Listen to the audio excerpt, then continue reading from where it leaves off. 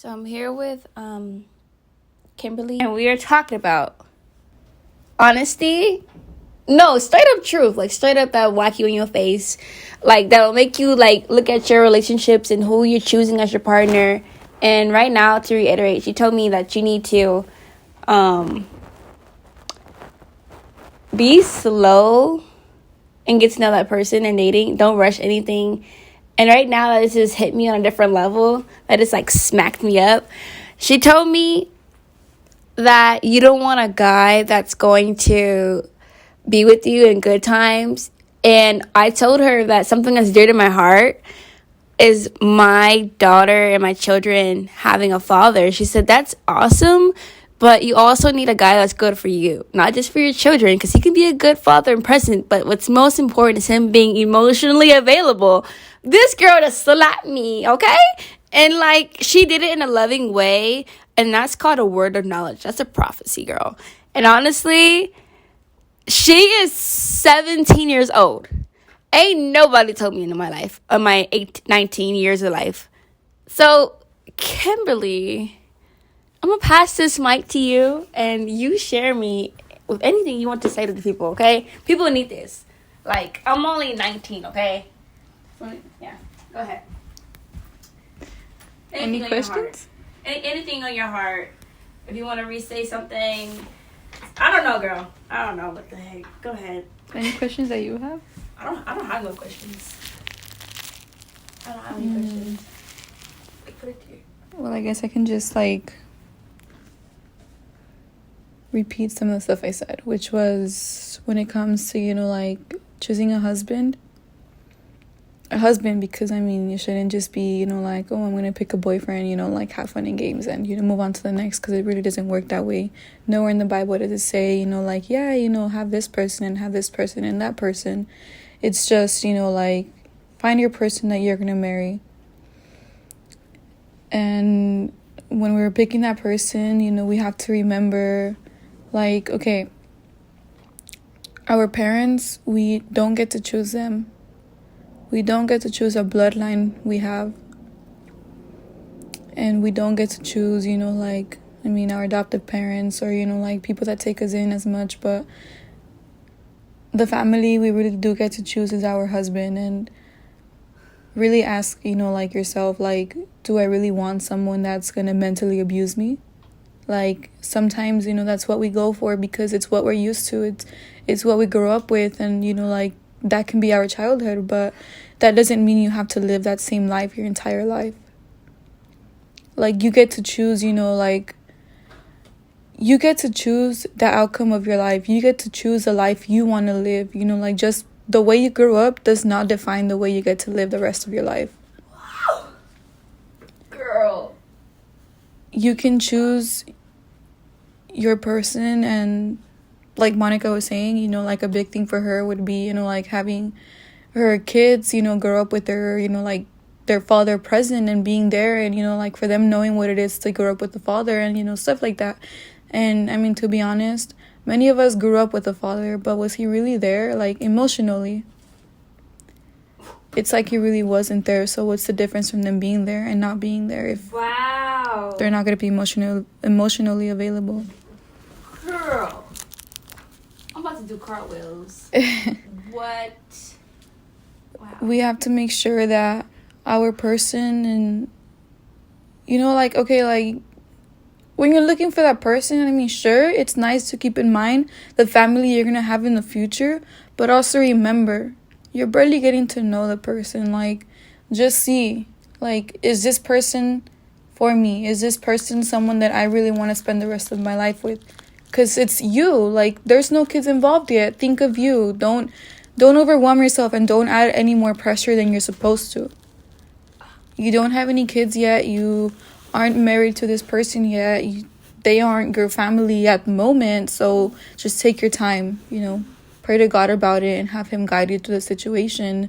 And, likewise, just as you would pray for, for example, my aunt, she prayed for a house. She prayed for the house. She said she wanted 2 rooms, a big backyard for the dogs, and she wanted, like a place, to have washers. It's funny because to this day, she's like, the only thing I forgot is to say that I wanted my washers indoors, not outdoors. And she said she wanted a garage, and point being that exactly what she prayed for is what she got. Mm. Wow. And I can be of testimony that when you pray for a specific person, obviously they're not going to come perfect, because let's be honest, none of us are perfect. Yeah. But when you pray for a person and you put your trust in God and you stop looking and you let God, work his way, and you let God be the one guiding you, and, just put your focus on God and rely on him and just trust and believe that he will take care of everything, and that's how it will be. Ugh. Sorry. Key words, remember, your husband should first love the Lord before he can love you. Yeah. If he has love towards the Lord, there's no way that it can cross his mind to hurt you as much as a person from the world would. Wow. It's easier said than done, because sometimes, we might want to rush it and we might want to say, hey, this guy's Christian. Mm-mm. It looks, keyword, like he loves the Lord. Wow. But in reality, does he really? Is he really the one that God has for you? I'm about to cry. We can't go based off of our own knowledge, because if we do that, where would we be now? Wow. We just have to trust in the Lord and trust that, he's taking care of the process, We have to trust that he has a person for us, because he knows us better than we know ourselves.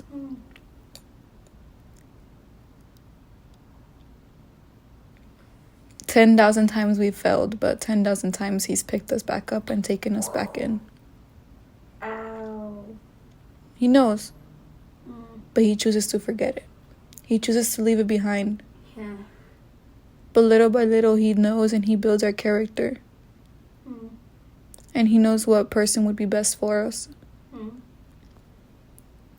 So we can't rush getting into a relationship if it isn't God's timing. We have to wait for him, and we have to wait for his response and for his answer.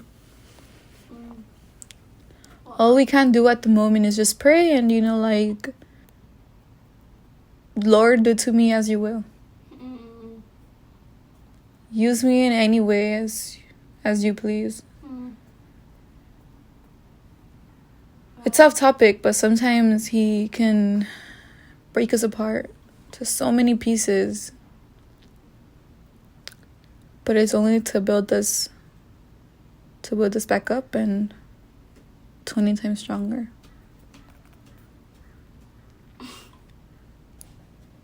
If we break a glass plate, we can't pick it up and put it back together.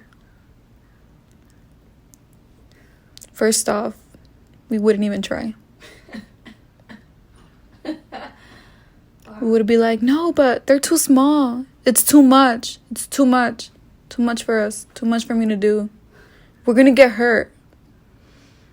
How many times have we hurt God? Oh my gosh.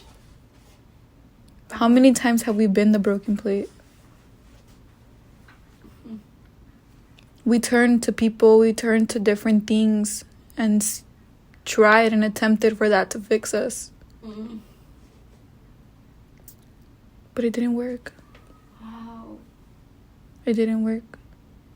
And we felt like we were too much. We felt like there was no other way out. The place no one wants to be in, because they think it's too good to be true. It's not true. It doesn't work. It's this, it's that. And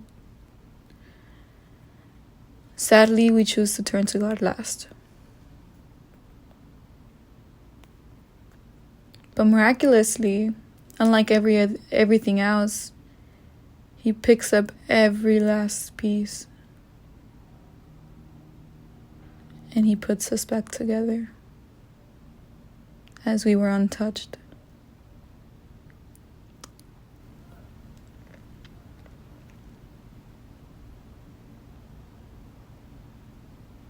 Just like we want to have our husband, and I'm sure we would put them first, and we would want them, and once we have them, we'll be like, yes, yes, yes, my husband, my husband, my husband. Right now, your husband is God. And do we really put him first? If you're not married, your husband is God. And how many of us do we really put him first?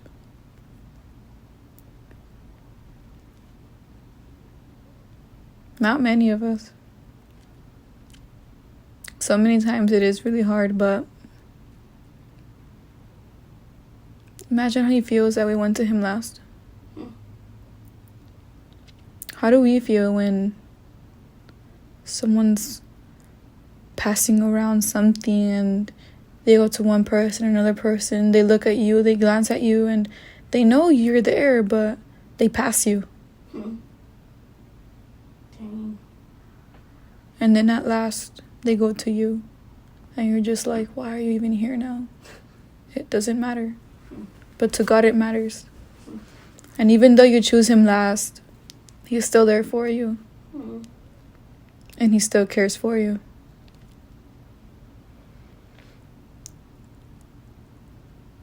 When we're looking for answers, we go to one person, we go to one thing, we go to another thing. And we look for answers here and there. We look at God. We glance at him. We know of his word. We know of him. But we're like, no, we can do this. I can do this by myself. I got it. But we're only hurting ourselves more. We're only digging deeper into that hole we have buried ourselves in. When all we have to do is look up to him, and he'll bring us out to the light. And him, unlike anyone else, it's like he will be the father that will be present with your kids. He will be the father that will help them grow, and he will give them valuable lessons that they can take with their entire lives. He will give them core memories they will never forget. Some that are, they're all worth remembering, but some are going to hurt, because how are we supposed to grow without stuff that hurts? But he will also give memories that we'll cherish forever.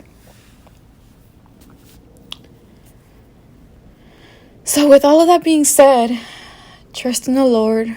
Pray for your husband. Make sure they're for you. And may you all have a blessed day.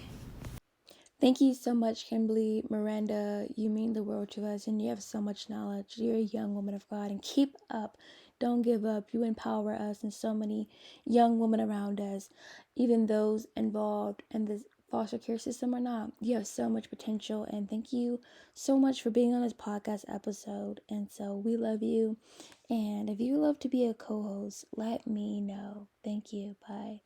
Hey everyone, thank you so much for listening to this podcast. It means the world to me, and thank you so much for all your support and your love. If you would love to see the next episode, make sure you like, comment, subscribe, and turn on those post notifications so you can always hear more. We're always interested in hearing new ideas or comments, so make sure you go comment down below. Thank you, love you, bye.